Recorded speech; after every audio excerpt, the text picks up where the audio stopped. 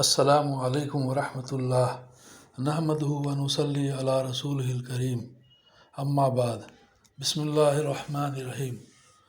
بزرگوں دوستو، صلہ رحمی اور والدین کے حقوق سے متعلق احادیث کا مطالعہ کریں گے انشاءاللہ۔ اللہم صلی علی محمد وعلی آل محمد وبارک وسلم۔ حدیث نمبر 261۔ حضرت ابو ہریرہ رضی اللہ عنہ سے روایت ہے کہ نبی کریم صلی اللہ علیہ وسلم نے ارشاد فرمایا، وہ آدمی ذلیل و خوار ہو، پھر ذلیل و خوار ہو، پھر ذلیل و خوار ہو۔ عرض کیا گیا، یا رسول اللہ صلی اللہ علیہ وسلم، کون ذلیل و خوار ہو؟ آپ صلی اللہ علیہ وسلم نے ارشاد فرمایا، وہ شخص جو اپنے ماں باپ میں سے کسی ایک کو یا دونوں کو بڑھاپے کی حالت میں پائے، پھر ان کی خدمت سے ان کا دل خوش کر کے جنت میں داخل نہ ہو۔ مسلم۔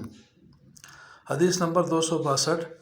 حضرت ابو ہریرہ رضی اللہ عنہ سے روایت ہے کہ ایک شخص نے رسول اللہ صلی اللہ علیہ وسلم کی خدمت میں حاضر ہو کر دریافت کیا، میرے حسن سلوک کا سب سے زیادہ مستحق کون ہے؟ آپ صلی اللہ علیہ وسلم نے ارشاد فرمایا، تمہاری ماں۔ اس نے پوچھا، پھر کون؟ آپ صلی اللہ علیہ وسلم نے ارشاد فرمایا، تمہاری ماں۔ اس نے پوچھا، پھر کون؟ آپ صلی اللہ علیہ وسلم نے ارشاد فرمایا، تمہاری ماں۔ اس نے پوچھا، پھر کون؟ آپ صلی اللہ علیہ وسلم نے ارشاد فرمایا، تمہارا باپ۔ بخاری۔ حدیث نمبر 263۔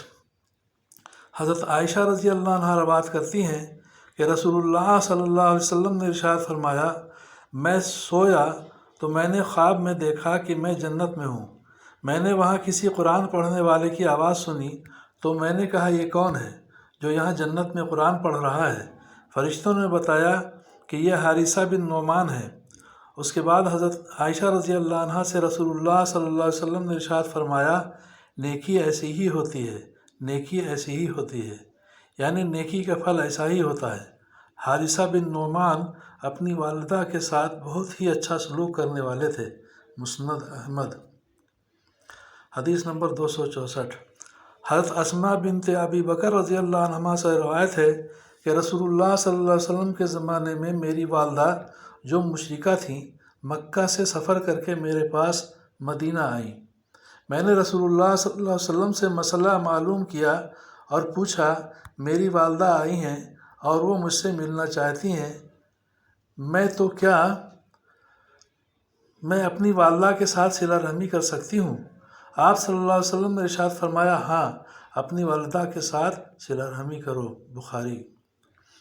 حضرت عائشہ رضی اللہ عنہ سے روایت ہے، فرماتی ہیں کہ میں نے عرض کیا، یا رسول اللہ صلی اللہ علیہ وسلم، عورت پر سب سے زیادہ حق کس کا ہے؟ آپ صلی اللہ علیہ وسلم نے ارشاد فرمایا، اس کے شوہر کا ہے۔ پھر میں نے دریافت کیا کہ مرد پر سب سے زیادہ حق کس کا ہے؟ آپ صلی اللہ علیہ وسلم نے ارشاد فرمایا، اس کی ماں کا ہے۔ مستدرک حاکم۔ 266 نمبر حدیث۔ حضرت عبداللہ بن عمر رضی اللہ عنہما سے روایت ہے کہ ایک صاحب رسول اللہ صلی اللہ علیہ وسلم کی خدمت میں حاضر ہوئے اور عرض کیا، یا رسول اللہ صلی اللہ علیہ وسلم، میں نے ایک بہت بڑا گناہ کر لیا ہے، تو کیا میری توبہ قبول ہو سکتی ہے؟ آپ صلی اللہ علیہ وسلم نے ارشاد فرمایا، کیا تمہاری ماں زندہ ہے؟ انہوں نے عرض کیا، نہیں۔ آپ صلی اللہ علیہ وسلم نے ارشاد فرمایا، کیا تمہاری کوئی خالہ ہے؟ عرض کیا، جی ہاں۔